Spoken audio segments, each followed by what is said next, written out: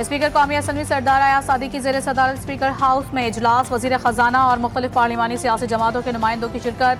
आइंदा माली साल का बजट पेश करने के मामले पर गौर। इजलास में सीनियर पार्लियामेंटेरियन सेनेटर ताज हैदर के इंतकाल पर अफसोस का इजहार और फातिहा खानी।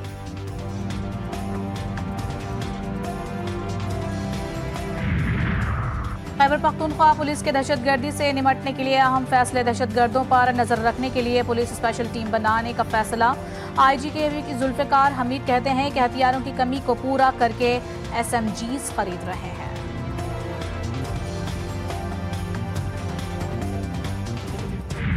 PMQM के मफाद में नहीं है। पीपल्स पार्टी कराची में कामयाब हो। सारी सियासी जमातों को कराची के लिए सोचना चाहिए। सियासत से बालातर होकर अपना किरदार अदा करना चाहिए। मेयर कराची बैरिस्टर मुर्तज़ा वहाब की प्रोग्राम चीफ और गरीदा में गुफ्तगू। कहा, सियासी बयानात देने का कोई शौक नहीं, कोशिश है काम करके दिखाएंगे। ट्रंप मुआशी जंग को तीसरी आलमी जंग बनाने पर तुल गए। चीन के सिवा तमाम ममालिक पर टैरिफ 90 दिन के लिए मुअत्तल। पाकिस्तान को भी आर्जी रिलीफ मिल गया। सदर डोनाल्ड ट्रंप ने चीन पर टैरिफ बढ़ाकर 125% कर दिया। बाकी मुल्कों पर टैरिफ 10% होगा। डोनाल्ड ट्रंप ने कहा कि चीन ने आलमी मार्केट का एहतराम नहीं किया। उम्मीद है चीन को जल्द एहसास होगा। अमरीका और दीगर ममालिक का फायदा उठाने के दिन नहीं रहे। टैरिफ का गेम, ट्रंप ने खूब माल कमाया। आवाजें उठने लगी। ट्रंप टैरिफ के निफाज पर डेमोक्रेटिक सेनेटर्स ने सवालात उठा दिए। डेमोक्रेटिक सेनेटर्स का अमरीकी कांग्रेस से डोनाल्ड ट्रंप के खिलाफ तहकीकात का मुतालबा। अमरीकी सेनेटर एडम शेफ ने कहा है कि बड़े पैमाने पर स्टॉक मार्केट्स गिरने से अमरीकी सदर के अंदरूनी सर्कल को खुफिया तौर पर फायदा तो नहीं पहुंचा। सेनेटर एलिजाबेथ वार्न ने खदशा जाहिर किया है कि कहीं सदर ट्रंप ने अपने वॉल स्ट्रीट डोनर्स को फायदा पहुंचाने के लिए स्टॉक मार्केट्स को इस्तेमाल तो नहीं किया। ये यकीनी तौर पर करप्शन लगती है। सेनेटर क्रिस मर्फी ने भी ट्रंप टैरिफ को इनसाइडर ट्रेडिंग स्कैंडल करार दे दिया। ब्लैकमेलिंग, दबाव और धमकियों से चीन को झुकाया नहीं जा सकता। टैरिफ पर दबाव कबूल नहीं, आखिरी हद तक लड़ेंगे। चीन का अमेरिका को सख्त पैगाम। चीनी वज़ारत खारजा ने वाज़ेह किया है कि वो बातचीत के दरवाजे खुले रखे हैं, मगर वो बाहमी एहतराम और मसावी बुनियादों पर होनी चाहिए। तहफ़्फ़ुज़ पसंदी और यकतरफा फैसले दुनिया के मफाद में नहीं। हम मौसर इक़दामात के जरिए गैर यकीनी हालात का मुकाबला करेंगे। यूरोपीय कमीशन का भी जवाबी टैरिफ के निफाज में 90 रोज़ा वक्फे का ऐलान। सदर European Commission Ursula von der Leyen ने कहा कि अमरीकी सदर ट्रंप के टैरिफ के निफाज में वक्फे के ऐलान का नोटिस लिया है। चाहते हैं कि मुज़ाकरात का एक मौका और दिया जाए। टैरिफ की मुअत्तली से आलमी स्टॉक मार्केट्स में तेजी। पाकिस्तान स्टॉक के इंडेक्स में 2300 से ज़ायद पॉइंट्स का इजाफा। S&P में एक ही दिन में 9.5%, जबकि डाउ जोन्स में 7.9% इजाफा। एशिया स्टॉक मार्केट्स में भी बहाली। जापान का निकाई इंडेक्स 7.2%, जनूबी कोरिया का कॉस्पी 5% ऊपर पहुंचा। खाम तेल की कीमतों में भी इजाफा। अमरीकी खाम तेल की कीमत $61.94 फी बैरल से बढ़ गई। बरतानिया में कीमत $64.90 तक जा पहुंची। गैस की कीमतों में भी 7.5% से जायद इजाफा रिकॉर्ड।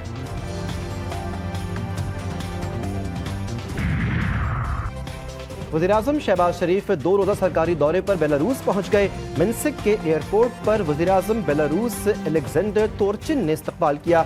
शहबाज शरीफ का मिन्स्क के विक्ट्री स्क्वायर का दौरा, यादगार पर फूल रखे। वज़ीर-ए-आज़म के दौरे के दौरान दोनों मुल्कों में ताउन मज़ीद मजबूत बनाने के लिए मुआहदों पर दस्तखत होंगे। तर्जमान दफ्तर खारजा ने कहा कि वज़ीर-ए-आज़म का दौरा मजबूत मुसलसल शराकतदारी का अक्कास है। 1 बजे से पहले मैं यहाँ पे पहुँच आया था। हम लोगों के नाम जो तरीक़ेकार है, इस्लामाबाद हाई कोर्ट का 3 रुकनी बेंच है, उसने कहा था कि आपके फोकल पर्सन होंगे, उसमें बैरिस्टर गौर साहब हैं और सलमान अकरम राजा साहब हैं। उन्होंने नाम यहाँ पे दिए हुए हैं। जेल सुपरिटेंडेंट को भी उनको नाम आए हुए थे। अंदर से जो बात आ रही थी कि जी आप यहाँ पे इंतजार करें, जब तक सारे इकट्ठे नहीं होंगे मुलाकात नहीं हो सकती। सारे के सारे एहलकार हैं जिन्होंने हमारे इन साथियों को यहाँ पे ब्लॉक किया और फिर ये अलाउ नहीं कर रहे थे कि आगे हम लोग। PTI रहनुमाओं की आज भी बानी से मुलाकात ना हो सकी। अपोजिशन लीडर उमर अयूब, हामिद रजा, नियाजुल्लाह नियाजी समेत दीगर रहनुमा बरहम। वज़ीर आज़म को बेवक़्त करार दे दिया। उमर अयूब कहते हैं कि AIG पंजाब के अहकामात पर तौहीन अदालत की गई। अमले ने सुप्रिटेंडेंट अडियाला जेल के अहकामात पर कोर्ट ऑर्डर वसूल नहीं किया।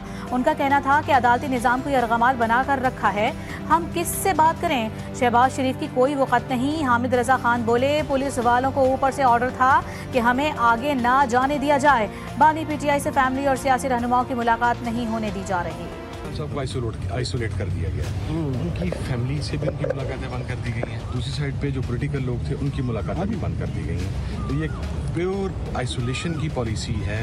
इमरान खान साहब तक मालूमात ना पहुंच सके, उन तक एक्चुअल रियलिटी ना पहुंच सके। मुल्की और गैर मुल्की खिलाड़ी छक्के चौके लगाएंगे। शायकीन क्रिकेट भी खिलाड़ियों का जोश बढ़ाएंगे। पाकिस्तान सुपर लीग सीजन 10 का मेला सजने को तैयार। शायकीन क्रिकेट को बेसब्री से इंतजार। खिलाड़ी भी मैदान में उतरने को बेकरार। इवेंट का इफ्तिताही मैच कल रावलपिंडी में खेला जाएगा। इस्लामाबाद यूनाइटेड और लाहौर कलंदर्स की टीमें टकराएंगी। शादाब खान यूनाइटेड शाहीन शाह कलंदर्स की कमान संभालेंगे। बड़े इवेंट की बड़ी तैयारियां, बड़े नामों की होगी एंट्री। नामवर गुलकारा आबदा परवीन अपनी आवाज से तकरीब को 4 चांद लगाएंगी। अली जफर, नताशा बेग, तलहा अंजुम, अबरारुल हक शायकीन क्रिकेट का लहू गरमाएंगे। ड्रोन शो और लेजर शो का भी मुजाहिरा होगा। इवेंट के इनेकाद की तमाम तर तैयारियां मुकम्मल। लीग में पहली मर्तबा उर्दू में कमेंट्री होगी। पूरा मुल्क ही पीएसएल का शिद्दत से इंतजार कर रहा है। जो भी ट्रॉफी उठाए जीत पाकिस्तान की होगी। मुल्तान सुल्तान्स के कप्तान मोहम्मद रिजवान की पीएसएल टीमों के कप्तानों के हमरा प्रेस कॉन्फ्रेंस। बाबर आजम ने कहा, तमाम टीमें चाहती हैं कि वो पीएसएल जीतें। पीएसएल की हर फ्रेंचाइज अच्छा स्क्वाड बनाने की कोशिश कर रही है। शादाब खान बोले, शायकीन को अच्छे मैचेस देखने को मिलेंगे। शाहीन शाह अफरीदी ने कहा, यह हमारी लीग है, हमें इसे सपोर्ट करना चाहिए।